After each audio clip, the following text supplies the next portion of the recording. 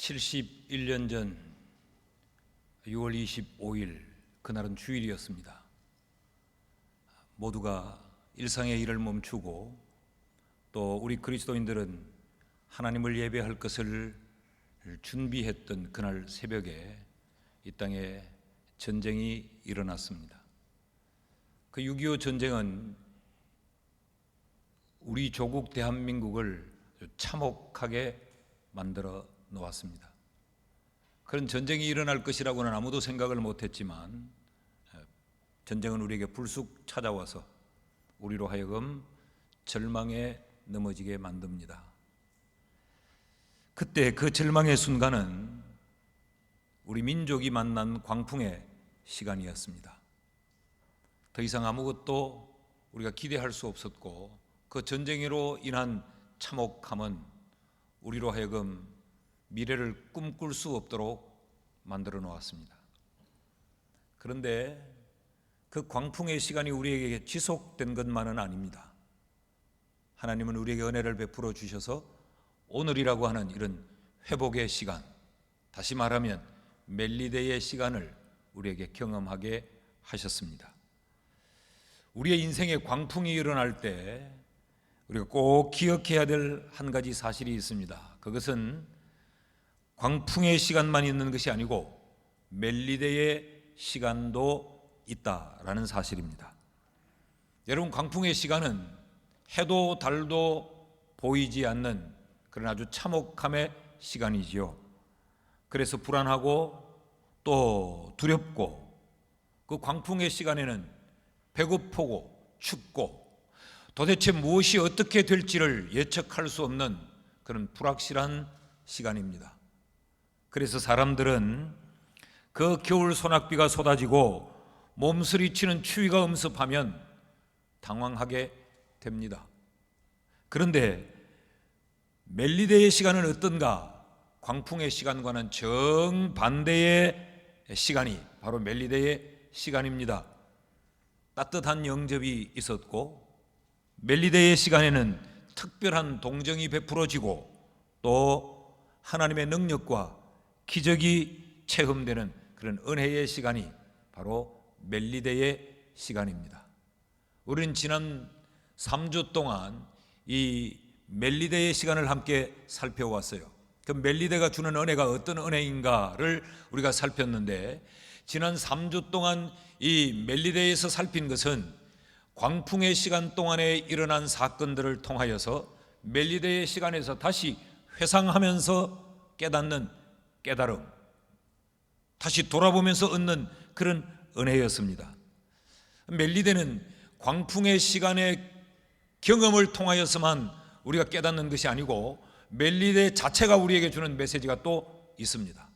오늘 우리는 네 번째 시간, 이제 멜리데는 마지막 시간이 되겠습니다마는 이 멜리데가 우리에게 주는, 반드시 멜리데에서 우리가 명심하고 우리가 실천해야 될 그 내용이 무엇인가라는 이 가르침을 받으려고 합니다. 멜리데에서 행해야 될 것, 멜리데에서 반드시 기억하고 실천해야 될 것, 그게 뭔가 여러분이 기억하실 수 있도록 그 세 가지 영어 알파벳의 S를 통하여서 설명을 드리려고 합니다. 그 첫째는 멜리데에서 반드시 기억해야 될 것은 stop, 멈춤입니다. 멜리데에서 우리가 배워야 될 중요한 교훈이 멈춤에 대한 교훈을 우리가 받아야 하는데, 이 멜리데의 시간이 어떻게 시작되는가? 28장 1절 말씀을 보면 우리가 구조된 후에 안적 그 섬은 멜리데라 하더라. 이 멜리데의 시간은 어떻게 시작이 됩니까? 광풍의 시간으로부터 구조됨으로 멜리데의 시간이 이제 시작이 되지요. 그렇다고 하면 이 멜리데의 시간은 그 마지막을 어떻게 적고 있는가? 11절 말씀을 보면 석 달 후에 우리가 그 섬에서 겨울을 난 알렉산드리아 배를 타고 떠나니, 이들이 석 달 후에 멜리데 섬을 떠났다라고 하는 것으로 멜리데 시간의 마침표를 찍고 있습니다. 이 멜리데의 시간은 석 달이라고 하는 시간 속에 멈추어져 있었어요. 그러니까 멜리데는 바울의 일행을 석 달이라는 시간 동안 멜리데에 묶어놓았습니다. 로마를 향해 가려고 했던 그들의 행진에 이 스탑 사인이 들어온 것이 바로 멜리데였습니다. 광풍의 시간은 어떠했습니까? 그럼 광풍의 시간은 스탑이 없었어요. 광풍의 시간에는 인간의 몸부림이 발버둥치는 연속의 시간이었습니다. 인간의 욕심이 발버둥을 친 것이 광풍의 시간이었어요. 우리가 광풍의 시간을 쭉 살펴본 대로 그들이 광풍을 만난 것도 그들의 욕심 때문이요, 그들이 광풍 앞에서 취했던 그들의 모습도 그들의 욕심을 적나라하게 드러낸 것 아닙니까? 욕심이 몸부림을 쳤고, 인간의 교만함이 몸부림을 쳤고, 인간의 무지함이 발버둥을 쳤고, 인간의 무책임함 가운데 이기심으로 말미암는 불신과 배신이 발버둥을 친 그 시간이 바로 광풍의 시간이었습니다. 그렇게 몸부림을 치고 그렇게 발버둥을 쳤지만 그럼에도 불구하고 그들은 그 광풍의 문제를 해결할 수 없었습니다. 그러니까 광풍의 시간은 한마디로 요약하면 인간의 무능함이 발버둥을 친, 인간의 무능함이 연속적으로 몸부림을 친 그 시간이 바로 광풍의 시간이었어요. 그러나 멜리데는 어떻습니까? 멜리데는 광풍의 시간에 몸부림쳤던 그 인간의 모든 몸부림과 발버둥이 스탑되어진 곳이 바로 멜리데입니다. 멜리데에 대한 기록을 읽어보면 여기서 그들이 어떤 욕심의 몸부림을 치거나 그들의 주장을 앞장 세우면서 발버둥을 하거나 그들이 스스로의 어떤 이 모략과 방법을 주장하고 앞장 세우며 밀고 나가는 기록은 전혀 없어요. 멜리데의 시간에서는 그들이 원주민의 특별한 동정을 입었고 원주민들로부터 따뜻한 영접을 받았고 거기에서 하나님으로부터 베풀어지는 하나님의 기적을 보았고 그들로 후한 대접을 받은 것 외에 그들이 몸부림친 건 하나도 없어요. 이 모든 것들은 그들이 아니라 그들 밖에서부터 그들에게 주어져서 이들이 혜택을 입고 누린 것이지 그들의 몸부림이나 그들의 발버둥에 의해서 이루어진 것은 아닙니다. 그러므로 멜리데는 우리에게 말합니다. 멈추라. 무엇을? 너희의 몸부림과 발버둥을 멈추라. 그래야 광풍의 시간이 끝이 나고 멜리데의 시간이 너희에게 주어진다. 너희들이 연속적으로 계속해서 너희의 몸부림과 발버둥을 멈추지 않고 지속하면 멜리데는 멜리데가 아니라 광풍의 시간에 연속이 될 수밖에 없다라는 걸 가르쳐요. 여러분, 우리의 인생에 비가 오고 바람이 불고 날이 차가울 때는 멈추어 쉬어가야 됩니다. 내 인생에 광풍이 몰아칠 때는 우리의 몸부림과 발버둥으로 그 광풍의 시간을 벗어나는 것이 아니고 그때는 우리의 몸부림을 스탑하는 거예요. 우리의 생각, 우리의 판단, 우리의 결정, 우리의 주장, 우리의 욕심, 우리의 이기심, 이 모든 것들을 멈추어 세워야 멜리데의 시간이 우리에게 찾아오게 되는 것입니다. 여러분의 인생에 혹 바울의 일행이 경험했던 것처럼 겨울 소낙비가 쏟아지고 겨울의 추위 때문에 몸서리치듯 떨고 계십니까? 내 힘으로는 해결할 수 없는데 그래도 그냥 있을 수 없어 이 방법 저 방법을 찾고 몸부림을 치지만 두려움과 조급함과 고통스러운 상황만이 계속 펼쳐지고 있습니까? 멜리데가 우리에게 교훈하는 것을 귀담아 들으십시오. 스탑, 멈추라. 멜리데의 경험은 어떻게 주어지는가? 광풍의 시간에서 몸부림치고 발버둥 치던 우리의 행위들을 멈추어 세울 때 멜리데의 시간이 우리에게 경험되어지는 것입니다. 자, 여기서 다시 한번 우리가 살펴왔던 지난 말씀을 들추어 봅시다. 왜 이들이 광풍의 시간을 지나야 했는가? 이들이 유라굴로를 만나 그 광풍의 경험을 하고 싶어 했던 것은 아니에요. 그들은 순풍을 타고 그들이 가려고 하는 목적지 로마를 향해서 잘 가기를 원했지, 그 지중해에서 열나흘 동안 그렇게 헤매는 헤매임은 그들이 원하지 않았던 상황입니다. 그런데 왜 그들이 그 광풍의 시간을 경험해야 했는가? 대답은 아주 간단합니다. 멈추어야 할 때 멈추지 않아서 그렇습니다. 27장 9절과 10절 말씀을 보실까요? 같이 읽습니다. 시작. 여러 날이 걸려 금식하는 절기가 이미 지났으므로 항해하기 위태한지라 바울이 그들을 권하여 말하되, 여러분이여, 내가 보니 이번 항해가 하물과 배만 아니라 우리 생명에도 타격과 많은 손해를 끼치리라 하되, 바울이 항해를 중단할 것을 제안했습니다. 지중해는 우리 원력으로 11월경부터 항해에 주의보가 내려지면서 항해 금지령이 내립니다. 그래서 내년 2월 말 3월 초까지 지중해 항해는 대단히 위험함으로 항해 금지령이 내려져요.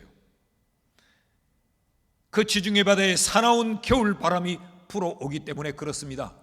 그 바람이 시작된 것을 알고 바울은 이것은 멈춰야 된다, 그 멈춤을 제안합니다. 그런데 그들이 멈추려 하지 않죠. 바울의 제안보다 먼저 하나님의 멈춤의 사인이 있었습니다. 하나님의 스탑 사인은 7절과 8절에서 이렇게 기록을 하고 있습니다. 배가 더디 가 여러 날 만에 간신히 니도 맞은편에 이르렀다. 이미 맞바람이 불고 있어서 이 지중해 바다에 겨울바람이 불어오기에 이들이 항해가 굉장히 어려웠던 거지요. 간신히 니도 맞은편에 이르렀는데 풍세가 더 허락하지 아니하므로 바람이 그들의 항해를 더 허락지 않습니다. 그래서 이들이 살모네 앞을 지나서 그레데 해안을 바람막이로 행하여 간신히 그 연안을 지나와 미항이라는 곳에 이르니 라세아시에서 가깝더라. 여기 간신히라는 표현이 반복해서 나타나죠. 풍세가 더 허락하지 않았다는 표현이 나타나죠. 이것은 하나님의 스탑 사인이었습니다. 그러면 멈추어 서야 했습니다. 그런데 이들이 풍세가 허락하지 않음에도 불구하고 하나님의 스탑 사인을 무시하고 하나님의 사람이 항해를 중단해야 된다고 권고를 제안하며 스탑이라는 팻말을 들었음에도 불구하고 이들은 스탑하지 않았어요. 그 항해를 고집합니다. 그래서 이들은 광풍의 시간 안으로 빨려 들어가 버리고 만 겁니다. 그런데 그 멈출 줄 알았던 사람들이 있어요. 그들은 이미 멜리데의 섬에서 멈추고 있던 자들입니다.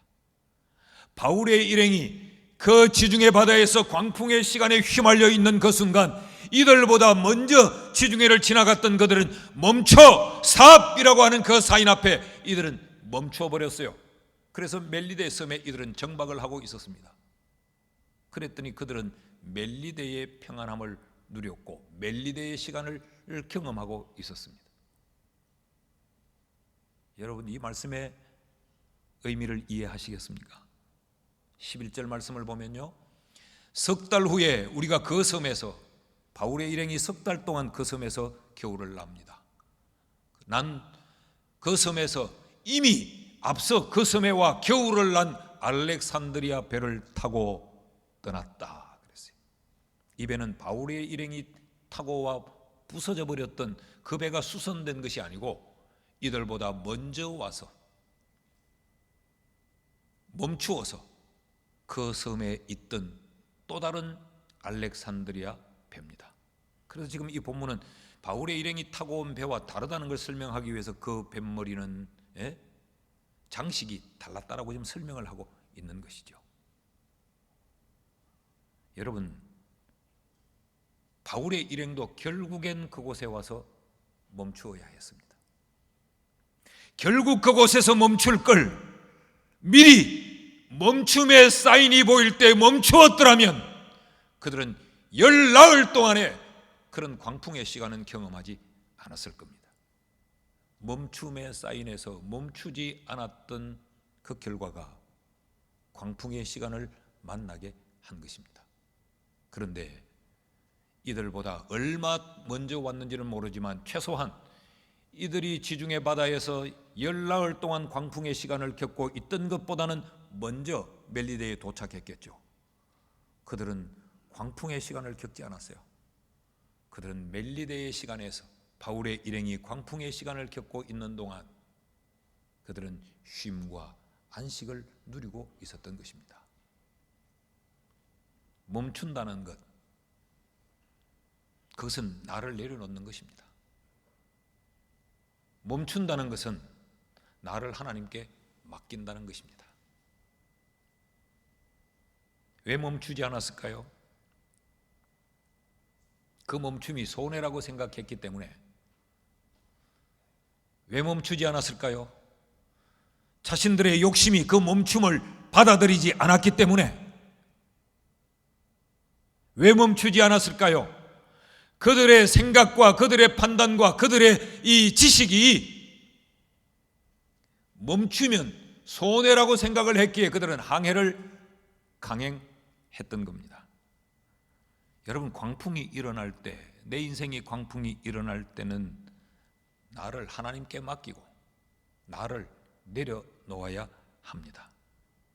여러분, 우리가 살다 보면 절망스러울 때가 있잖아요. 아무리 몸부림을 쳐도 해결할 수 없고 점점 더 내 인생이 절망의 늪으로 빠져드는 듯 할 때, 그때는 멈추어 쓸 때입니다.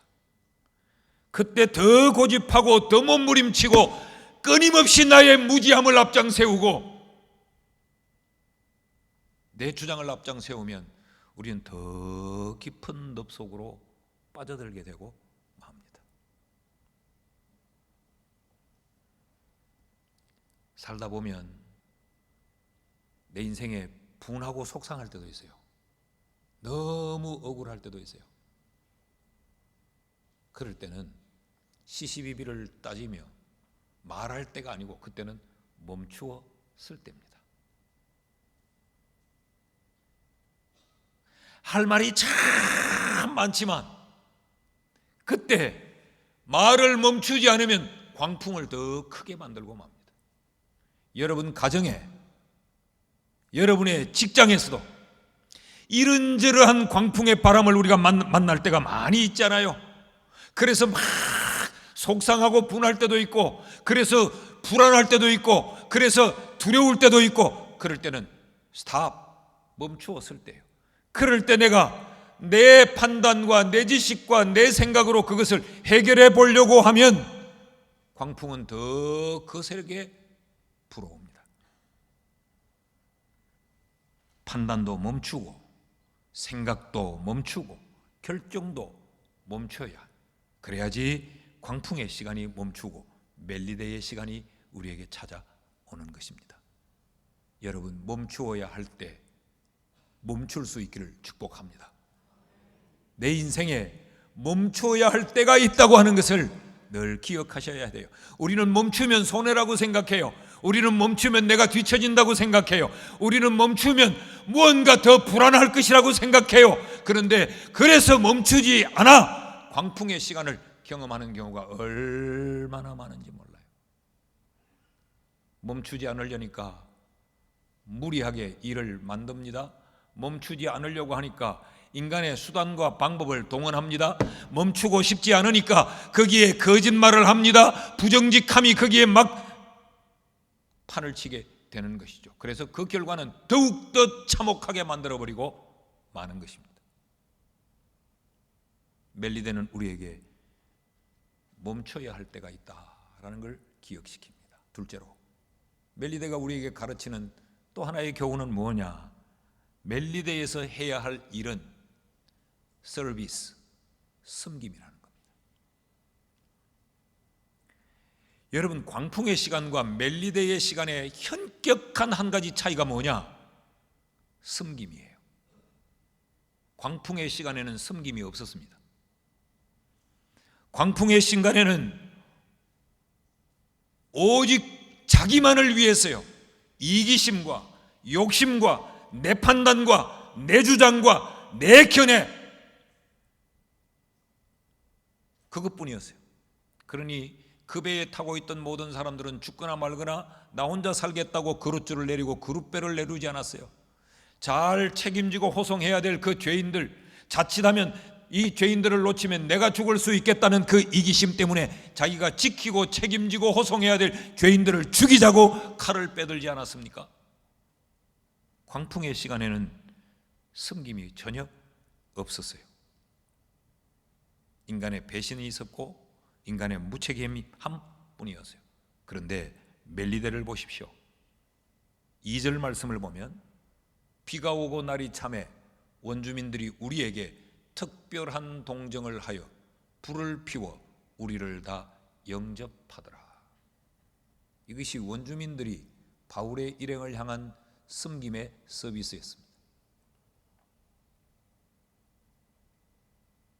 그래서 그곳이 멜리데인 거예요. 이 섬김이 있었기에 그곳이 멜리데가 될 수 있었던 겁니다. 반대로 이 원주민들이 광풍의 시간에 있었던 그들처럼 그들의 욕심과 그들의 이기심, 자신들을 먼저 생각했다면 300여 명이 그 섬으로 몰려 들어옵니다. 얼마나 불안했겠어요. 저들이 이 섬에 들어오면 우리가 저들에게 이 섬이 빼앗길 수 있겠다. 우리의 삶의 자리가 위협을 당할 수 있겠다. 우리가 오늘 가지고 있는 것이 저들과 나누어야 할지도 모른다. 우리의 삶의 터전을 저들과 함께 공유해야 될지도 모른다. 우리의 가진 것이 줄어들 수 있겠다. 이런 욕심에 붙들렸다고 하면 그곳은 전쟁터가 됐지, 그것은 쉼의 장소 멜리데가 될 수 없었어요. 또 다른 광풍을 불러와 광풍의 시간이 연속되었지 멜리데의 시간이 경험되지는 않았을 겁니다. 멜리데의 시간일 수 있었던 이유는 그들의 섬김이 있었다. 7절 말씀도 보십시오. 이 섬에서 가장 높은 사람 보블리오라 하는 이가 그 근처에 토지가 있는지라 그가 우리를 영접하여 사흘이나 친절히 머물게 하더라. 아마 이 보블리오라는 사람은 그 섬에서 아주 재력이 대단했던 사람인 것 같아요. 그리고 아주 권력이 있었던 사람인 것 같아요. 갑작스럽게 그 좁은 섬에 300명이 몰려오니까 이들을 어떻게 할 수가 없으니 자기가 막 넓은 그런 목장을 가지고 있었는지도 몰라요. 그리고 우리 목장에다가 일단 나 사람들을 인도해라.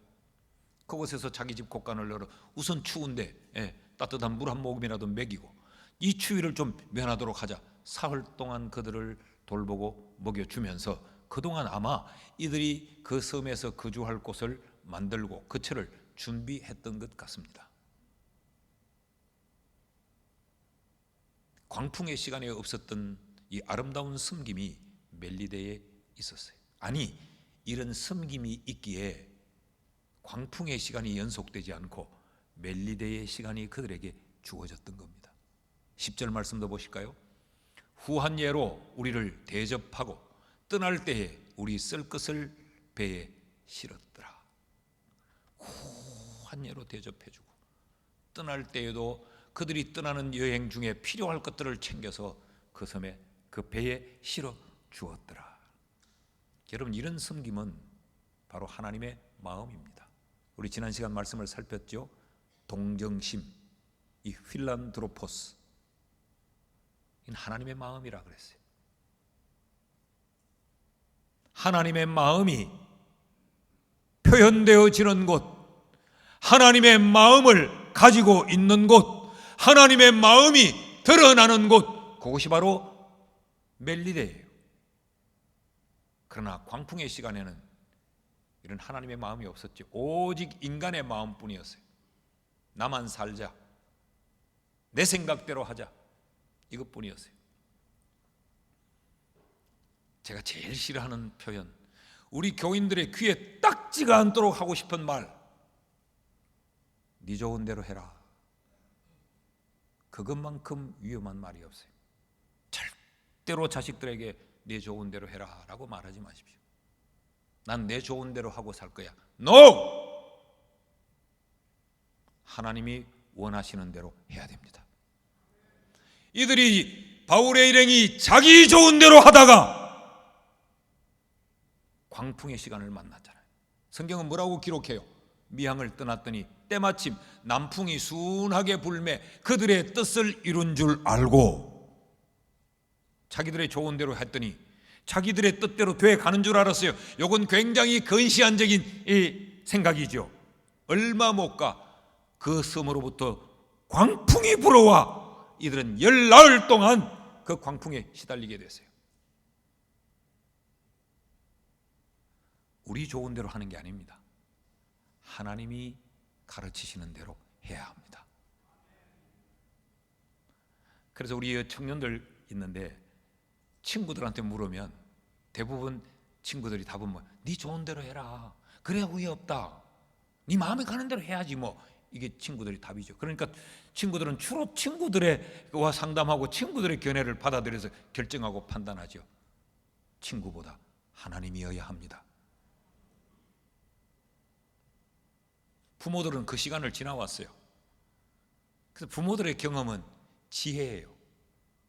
근데 부모들의 경험은 뭔가 나와 일치되지 않는 것 같아. 친구들을 만나면 내 비위를 맞춰주고 내 좋은 대로 적극 나를 지지해 주니까 그래서 담 뛰넘고 도망가고 그러다가 내는 내찔렀다고 하는 날이 온단 말이지. 이쪽 동네는 모르겠다. 이쪽 동네가 많이 경험을 해봤을 때.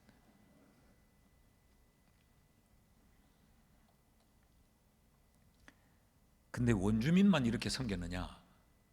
아니에요. 바울도 섬겼어요. 8절과 9절 말씀을 읽어보실까요? 시작. 보블리오의 부친이 열병과 이질에 걸려 누워 있거늘 바울이 들어가서 기도하고 그에게 안수하여 낫게 하며 이러므로 섬 가운데 다른 병든 사람들이 와서 고침을 받았더라. 원주민들이 하나님의 마음으로 바울의 일행을 섬겼어요. 이 바울은 하나님의 능력으로 원주민들을 섬깁니다. 여러분, 광풍의 시간에는 하나님의 능력을 신뢰하는 것이 없었어요.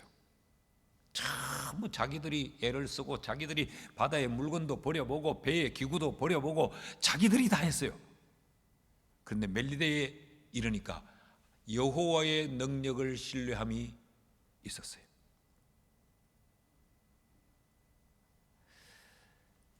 바울이 이런 생각도 혹 할 수 있지 않았겠습니까? 보블리오는 그 섬에서 대단한 재력가요 권력가라고 말했어요. 근데 그 아버지가 지금 병들어 죽게 됐어요. 여기 열병과 이질은 사실은 죽음에 이르는 병이죠. 야, 그런 찬스가 바울 앞에 주어지는데 이미 바울은 손가락이 독사에 물렸는데도 붓지도 않고 죽지도 않으니까 사람들이 바울을 신이라고 막 추앙하는 그런 상황에서 여러분, 인간적인 욕심을 가졌더라면 바울이 딴 생각을 할 수도 있지 않겠어요?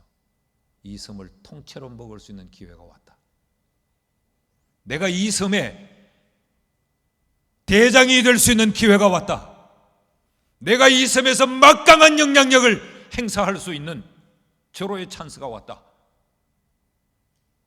빠르게 인간의 계산기를 두드리고 자기 머릿속에 온갖 계획들을 수립할 수도 있지 않겠습니까? 그랬더라면 그 섬에서는 또 한 번 사단이 났을 거예요. 바울은 하나님의 능력을 드러내며 그들을 섬겨주었어요. 그랬더니 그 온 섬에 병든 자들이 와서 치료받고 낫는 그 멜리데가 더욱더 멜리데다워지는 그 풍성함이 주어진 것이죠. 여러분, 우리가 이 점을 기억해야 됩니다. 내 인생에 광풍이 일어날 때 그 광풍의 시간을 빠져나와 멜리데에 이르기 위해서는 뭘 해야 되느냐? 하나님의 마음으로 하나님의 능력을 드러내야 되는 거예요. 이 섬김이 우리에게 필요한 거죠. 근데 문제는 우리는 하나님의 마음보다 인간의 마음이 우리에겐 더 깊이 자리하고 있고, 하나님의 능력을 드러내기에는 우리가 너무 부족하고, 인간의 수단과 술수를 드러내는 데는 훨씬 우리의 멀리가 빠르게 돌아가요. 하나님의 마음으로 하나님의 능력을 드러내는 그 수단이 뭔가? 8절 말씀을 다시 읽으면, 보블리오의 부친이 열병과 이질에 걸려 누워 있거늘 바울이 들어가서 기도하고 그에게 안수하여 낫게 했더라. 바울이 그들을 섬긴 이 섬김은 사실은 기도의 섬김이었어요. 그들을 향한 기도의 서비스가 하나님의 능력이 그들 가운데 나타나게 만들어 준 거예요. 그래서 멜리데가 멜리데 될 수 있게 한 것이죠. 사랑하는 여러분, 우리가 멜리데의 시간에 머물기 위해서는 우리의 기도의 서비스가 필요합니다. 여러분 가정에 광풍이 일어났습니까? 기도의 서비스를 하십시오. 여러분이 다니는 그 직장에 광풍의 시간이 찾아와 있습니까? 그래서 답답하고, 그래서 고통스럽고, 그래서 힘이 듭니까? 거기서 우리가 기도의 서비스가 필요합니다. 판단하고 비판하고 정죄하고 소리치는 자들은 굉장히 많아요. 그런데 기도의 서비스를 하는 일은 없습니다.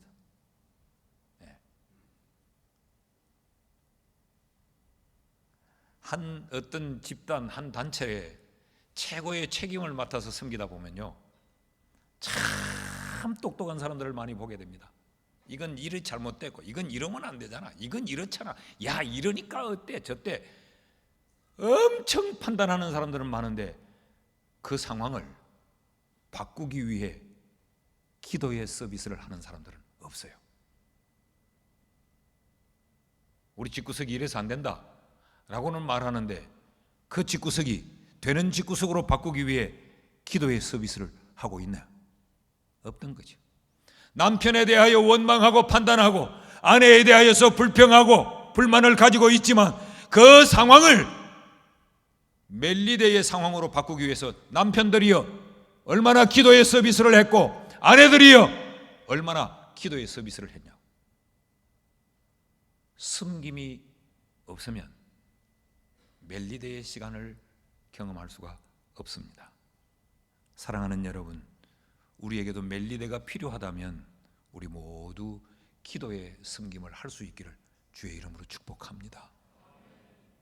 셋째로, 멜리데가 우리에게 가르치는 또 하나의 교훈은 뭐냐? 멜리데에서 우리가 반드시 기억하고 실천해야 될 것은 스타트, 출발입니다.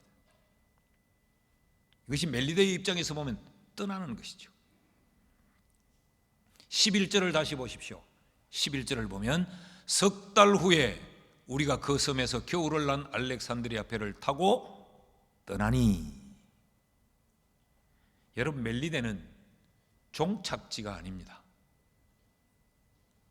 이들의 최종 목적지는 로마였죠.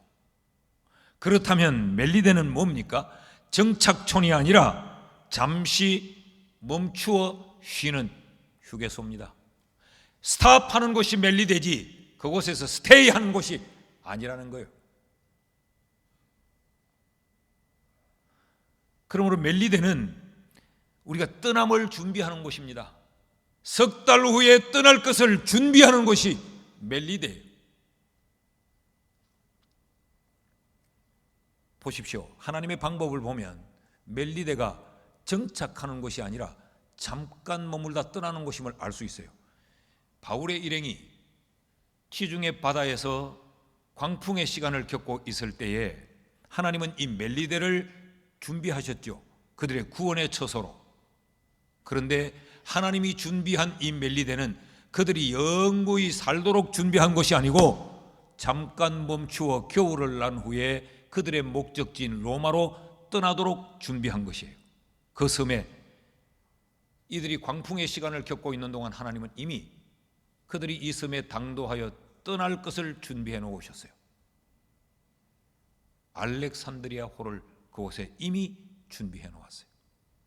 그러니까 멜리데는 거기에 머물러 사는 곳이 아니고 멈추어 그곳에서 떠날 준비를 하는 것이 바로 멜리데라는 것입니다. 다시 여기서 이들이 광풍 만난 이유를 다시 한번 살펴보면, 아까 우리가 스탑하지 못해서 이들이 광풍을 만났다 그랬죠. 스탑하지 못한 또 다른 이유가 있습니다. 8절 말씀을 보면요, 간신히 그 연안을 지나 미항이라는 곳에 이르니 라세아시에서 가깝더라. 그러니까 지금 이들이 미항에 올 때까지 간신히 왔다는 말이죠. 12절 말씀 보십시오. 그 항구가, 이 미항이 겨울을 지내기에 불편하므로 거기서 떠나 아무쪼록 베닉스에 가서 겨울을 지내자 하는 자가 더 많으니 베닉스는 그레데 항구라. 한쪽은 서남을 한쪽은 서북을 향하였더라. 자, 이들이 베닉스에서, 미항에서 간신히 미항까지 왔으면 미항에서 스탑해야 되는데 스탑하지 못한 이유가 뭐냐? 이들이 베닉스라고 하는 항에 집착하고 있었기 때문에 그래요. 가자, 그곳이 더 겨울을 나기가 좋다, 그 항이 우리에게 더 편안하다. 이들은 베닉스를 떨쳐버리지 못했어요. 베닉스에 집착하고 있었어요. 그들의 생각이 베닉스에 꽂혀 있었어요. 그랬더니 이들은 미항에서 스탑하지 못하고 베닉스로의 항해를 강행합니다. 여러분, 미항에서 이 베닉스까지는 약 65km 정도 되는 그 광활한 지중해에 놓고 보면 그렇게 대단히 먼 것은 아니에요. 이들은 이렇게 생각한 겁니다. 겨울철 지중해의 그 폭풍이 아무리 강하게 불어온다 할지라도 이 60km 되는 이것은 우리가 뚫고 헤쳐나갈 수 있을 것이라고 생각을 했던 거지요. 이 어리석은, 이 고집이, 이 어리석은 베닉스의 집착이 이들로 하여금 베닉스에 대한 생각을 떨쳐버리지 못하게 만들었어요. 그랬더니 이들은 항해를 강행하는 고집을 부렸고, 이들이 항해 강행의 이 고집은 유라굴로 광풍을 만나게 했고, 유라굴로 광풍은 이들을 참혹한 자리에 밀어넣고 말았습니다.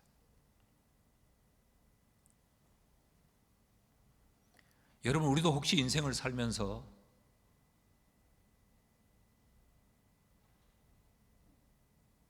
너무 집착하고 있는 것이 있습니까?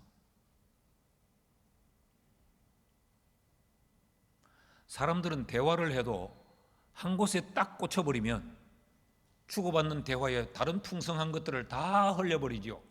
대화가 안 되죠. 오직 그 하나만 자꾸 주장하고 그 하나에 집착하는 것으로만 다 모든 것을 귀결시키니까, 그래서 올바른 판단을 못하는 겁니다. 그래서 다양한 정보를 듣지 못하는 겁니다. 그래서 바른 선택을 못하는 것이죠. 이들은 이미 간신히 항해를 해왔고 그 미항에 간신히 도착을 했고 풍세가 더 허락하지 않았음에도 불구하고 베닉스로 이들은 베닉스에 집착을 했어요. 베닉스에서 이들의 생각이 떠나지를 못한 거죠. 여기서 우리 바울의 형편, 바울의 입장을 한번 생각해 봅시다. 멜리데에 이르러 있던 이 바울, 그의 나이가 약 63세 정도 되었다고 추정을 합니다. 지금 바울의 이 여행 기간이 주후 61년경으로 보면 바울이 63세 정도 되었어요. 그 당시 평균 연령을 넘어섰습니다. 그러니까 바울은 지금 굉장히 노령의 사도였다, 그 말이죠. 바울은 지금 노구를 끌고 그 광풍의 시간을 지나왔습니다. 그런데 바울에겐 불치의 질병이 있습니다. 그러니까 노구에 노쇠하고 노약한 바울이에요. 근데 바울이 이 알렉산드리아 배에 몸을 싣기 이전에도 바울은 이미 옥살이를 했어요. 옥중 생활을 했어요. 그러니까 그 옥중 생활을 하기 이전 바울의 생애는 하나님의 사역을 감당하기 위해 그는 쇠약할 대로 쇠약해져 있었어요. 그의 모든 에너지를 다 쏟아부었죠. 열심히 일한 정도가 아니고 이 바울의 사역은 엄청난 사역이었습니다. 그 사역을 하다가 바울은 쓰러지고 동족에게 모함을 받고 억울함 속에 옥중에 옥살이를 하고, 자, 그런 바울이 멜리데에 와서 석 달 동안 후한 대접을 받고 편안히 쉬고 있습니다. 여러분, 그 멜리데를 떠나고 싶지 않은 마음이 바울에게 생길 수도 있지 않았겠어요? 지금 로마로 가고자 하지만 그 로마에서도 무슨 일을 만날는지 바울은 모릅니다. 지금 죄수의 신분으로 비록 미결수이기는 하나 그 무장한 군인들에 의해 호송을 받고 있어요. 미래가 불투명한 그 로마에 두려움도 바울에게는 있지 않았겠어요? 그런데 이 멜리데는 너무 좋은 겁니다. 신처럼 받들어주고 있습니다. 그냥 이 멜리데에서 편안하게 쉬면서 내 마지막 남은 인생을 그냥 이렇게 바쳤으면 좋겠다, 그런 마음을 바울이 가질 수도 있지 않겠어요? 지난 세월 돌아봐도 나도 할 만큼 했다, 나만큼 열심히 사역한 사도가 또 어디 있겠나, 그러니 그냥 난 여기서 쉴래. 충분히 그런 인간적인 욕심을 부리고 그런 인간적인 판단을 하고 그런 인간적인 결단을 할 수도 있지 않겠어요? 그런데 바울은 떠납니다. 왜요?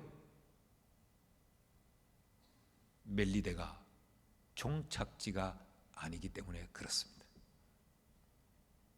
그의 종착지는 로마이기 때문에 거기서 무슨 일을 만날지 알지 못해도 지금까지 그렇게 수고하며 달려왔을지라도 멜리데가 종점이 아니기에 그곳에 머물 수 없었던 거죠. 멜리데는 잠시 머물렀다가 떠나는 곳이기에 바울은 떠납니다. 멜리데가 우리에게 가르치는 교훈은 바로 이것이에요. 너희가 떠남을 준비하고 훈련할 줄 알아야 한다라는 것입니다. 만약에 바울의 일행이 우리 떠나지 말자, 요즘 아이들 말로 여기 기똥차고 좋네, 여기, 야 여기가 별천지구나, 여기 살자, 아마 그랬더라면 거기가 또 피바람이 불어오는 전쟁터가 됐을지 몰라요. 뺏으려는 자와 뺏기지 않으려는 그 자들의 피나는 전쟁이 일어나지 않았겠습니까? 여러분, 인생은 계속 떠남의 연속입니다. 우리가 오늘 여기 있는 것은 어제를 떠났기에 우리는 오늘을 여기서 맞고 있는 거예요. 그러니까 떠남이 오늘을 맞도록 만들어 준 겁니다. 어제를 떠나지 않았다면 오늘을 맞이할 수 없고, 어제를 떠나지 않은 인생은 죽음에 붙들린 인생입니다. 죽음이라는 것에 묶이지 않았더라면 어제를 떠나 오늘 여기 올 수 있겠죠. 어제를 떠나지 않은 것은 죽음에 묶여버린 거예요. 비록 우리가 광풍의 시간을 지나오고 거친 파도를 헤쳐왔고 겨울 소낙비와 추위에 들들 떨면서도 여기에 이르렀다면 여기를 쉽게 떠나려고 하지 않을 거예요. 여기서 하나님의 은혜를 누리고 여기서 하나님의 복을 받아 우리의 삶의 터전을 곤고히 했고, 나는 더 오랫동안 여기에서 튼튼히 내 삶의 터전을 잡기 위해 지하를 더 깊이 파고 더 깊이 파면서 기초를 더 튼튼히 해나가고 내 영역을 더 넓게 확장시켜가고 저 깊은 곳에 땅굴을 파고 여기서 내 삶은 내 남은 생애를 충분히 살아가려고 차곡차곡 무언가를 쌓아 왔더라도 여기는 떠나야 됩니다. 떠나고 싶지 않아도 여기는 떠나야 됩니다. 근데 우리의 어리석음이 여기 있어요. 떠날 줄 모르고 떠남을 준비하지 않는다는 겁니다.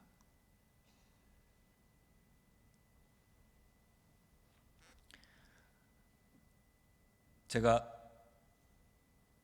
멍 때리는 시간을 저는 종종 갖는다 그랬죠. 우리가 보통 멍 때린다는 건 아무 생각 없이 있다 그런 의미인데, 저의 멍 때림은 생각하는 멍 때림입니다.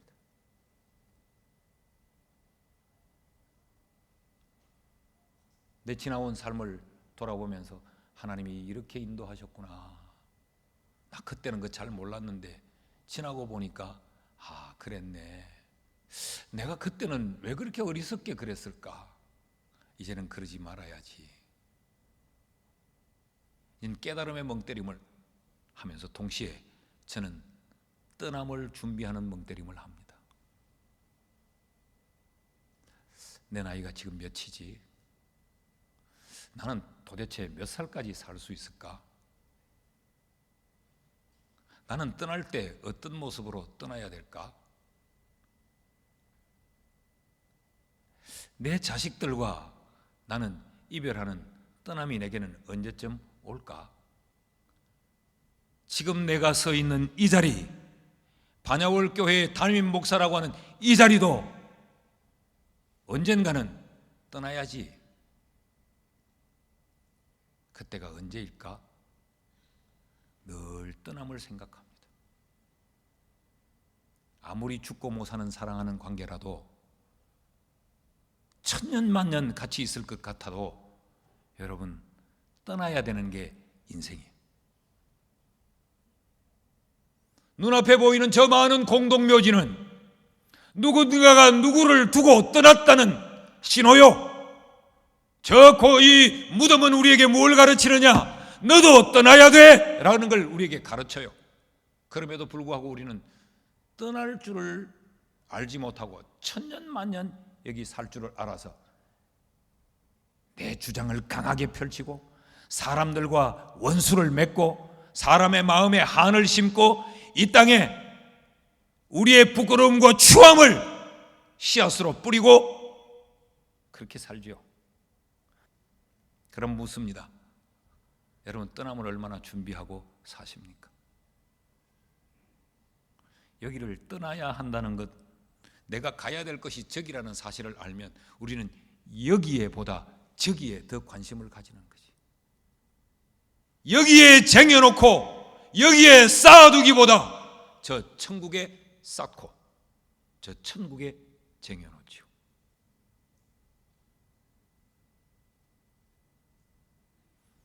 멜리데는 오늘 우리에게 네가 가야 될 곳은 여기가 아니고 저기다. 여기는 잠시 머물러 쉬는 멜리데다. 이 멜리데에서 하나님이 은혜를 베풀고 이 멜리데에서 하나님이 너를 복주시는 것은 잠시 쉬면서 떠날 준비를 하라고 베풀어 주는 거야. 넌 떠날 준비를 하고 있니? 라고 지금 멜리데는 우리에게 묻고 있습니다. 여러분, 떠남을 준비하는 지혜로움이 우리 모두에게 있기를 주의 이름으로 축원합니다.